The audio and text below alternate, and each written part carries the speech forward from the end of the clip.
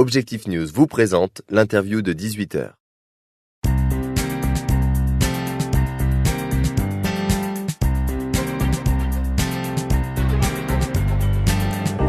Bonsoir à tous et bienvenue sur objectifnews.tv. Nous sommes actuellement au Salon de l'Immobilier et nous recevons Bruno Dumas, le président du groupe Sileo. Bonsoir. Bonsoir. Alors vous venez d'annoncer une coopération renforcée avec le 4e collecteur national d'Action Logement, Amalia. Quel est l'objectif de cette collaboration et dans quels termes se fait cette collaboration ? Alors l'objectif de cette collaboration, il est fait dans le cadre d'une volonté de notre organisme de tutelle qui est l'USL. C'est d'organiser soit des rapprochements par fusion, soit par collaboration forte, soit par collaboration ponctuelle, afin d'améliorer le service rendu aux salariés des entreprises qui sont adhérentes à notre système obligatoire pour les entreprises de plus de 20 salariés.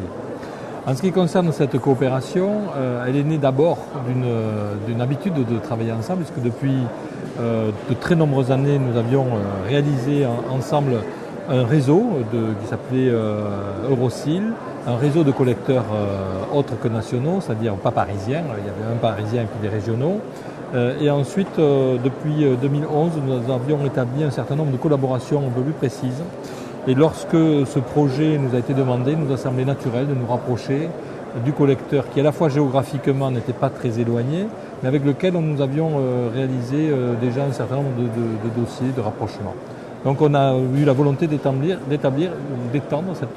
cette coopération stratégique à d'autres domaines, comme par exemple l'échange d'une bourse au logement pour nos salariés. Parce que Sileo est donc spécialiste du logement des salariés. Oui, comme Amalia d'ailleurs. Voilà. Quel est le bilan du premier semestre 2013 pour Sileo ? On sait que le contexte n'est pas très favorable dans l'immobilier. Comment ça se passe pour Sileo au premier semestre ? Alors, le contexte n'est pas favorable pour l'immobilier. Par contre, le seul endroit où il est favorable, c'est pour le logement social. Et Sileo, dont la zone stratégique s'étend à Midi-Pyrénées, Languedoc-Roussillon, est très fier d'avoir une forte progression du nombre de logements à la fois réalisés par ses propres filiales sous gouvernance, que sont Promologis, Cité Jardin, Roussillon Habitat ou Maison Claire, et Sileo Habitat qui n'est pas du logement social, mais aussi avoir participé fortement dans les grandes métropoles à aider les logements sociaux via des subventions ou des prêts accordés à d'autres bailleurs sociaux que les sociétés sous gouvernance. Bien sûr.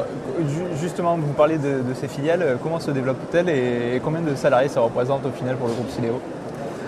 Alors nos filiales doivent représenter environ, sous gouvernance, je ne parle que des filiales sous gouvernance, doivent représenter environ 450 à 500 salariés. Elles sont basées donc sur tout Languedoc-Roussillon, Midi-Pyrénées et parfois ailleurs, puisque Promologis a une implantation en PACA. Les projets sont importants, il y a un fort développement.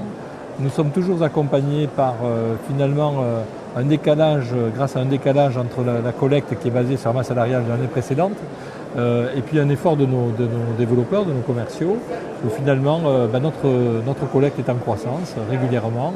J'espère que ce sera la même chose pour l'année 2013, ce qui nous permet de participer via des augmentations de capital ou des prêts au développement de nos filiales sous gouvernance. Mais j'insiste aussi vis-à-vis d'autres bailleurs sociaux par des conventions que l'on peut avoir avec des grandes métropoles, comme à Toulouse par exemple, où nous aidons les autres bailleurs sociaux, dont Habitat Toulouse par exemple, à réaliser des chantiers en échange de réservations locatives pour les salariés des entreprises qui adhèrent chez eux.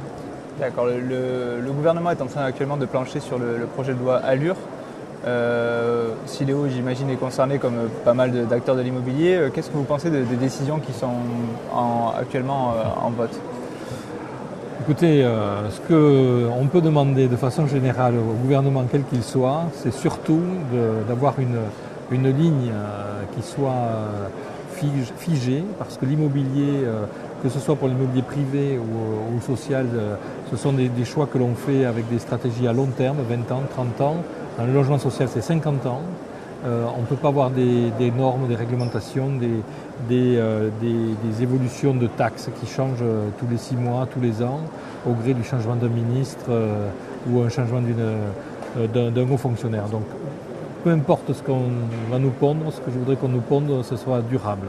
D'accord. Donc comme le développement qu'il prône. D'accord, donc vous souhaitez quelque chose qui soit qui soient fixes et qui permettent Qui à nous permettent l'immobilier de d'avoir une réfléchir. vision sur le long terme. Voilà, l'immobilier, c'est quelque chose de long terme, donc arrêtons de faire des lois qui régissent l'immobilier de court terme.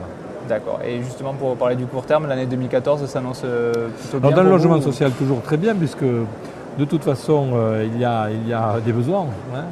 Donc, il n'y a pas de souci pour l'année 2014 dans le logement social.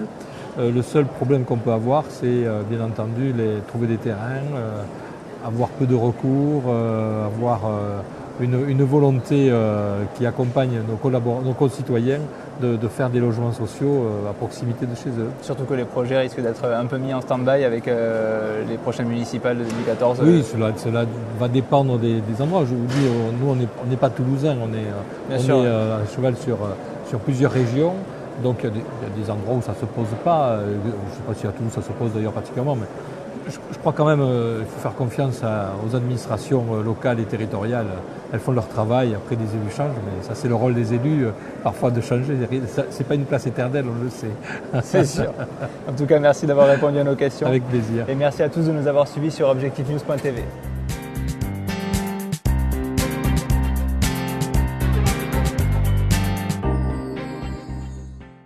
Objectif News vous a présenté l'interview de 18h.